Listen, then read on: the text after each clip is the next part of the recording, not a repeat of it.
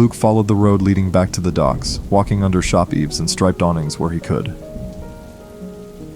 The storm was worse than he thought it would get, unleashing heavy rain and bolts of lightning that split into thin, white branches above the facades along the main street.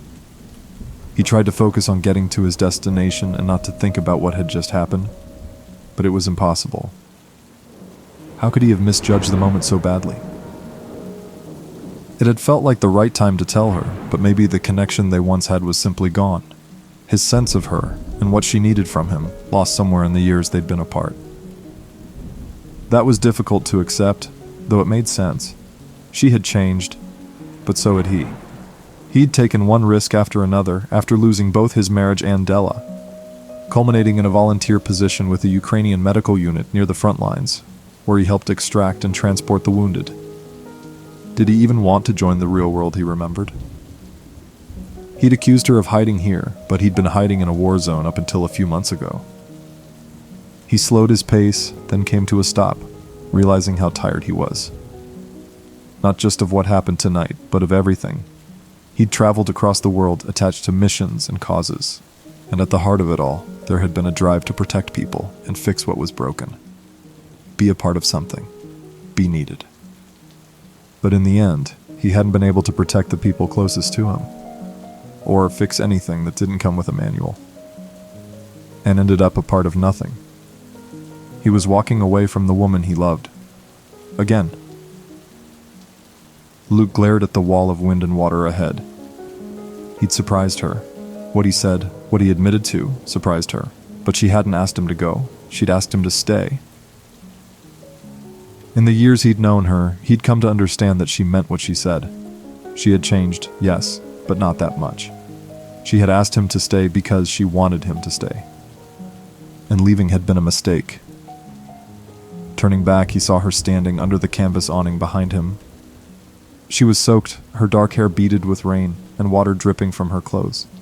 Still, he read the determination in her expression, the need to finish what his quick departure hadn't allowed her to say. She paced out of reach, catching her breath before approaching. She had found him, under the last porch on Main Street, and now he was standing in front of her, solid and real. She stepped closer, until he was near enough to touch. Reaching for his hand, she found him welcoming, the clasp of his fingers warming hers.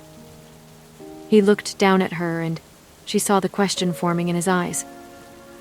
Her thoughts were scattered, but clear, shards of glass that could be pieced together if she could only concentrate on their shape.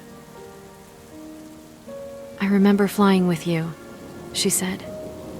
"I remember your smile through the cockpit windows during pre-flight, and the crazy whine of the APU on startup, the roar of the engines, that hard vibration on takeoff, the control I had in the air.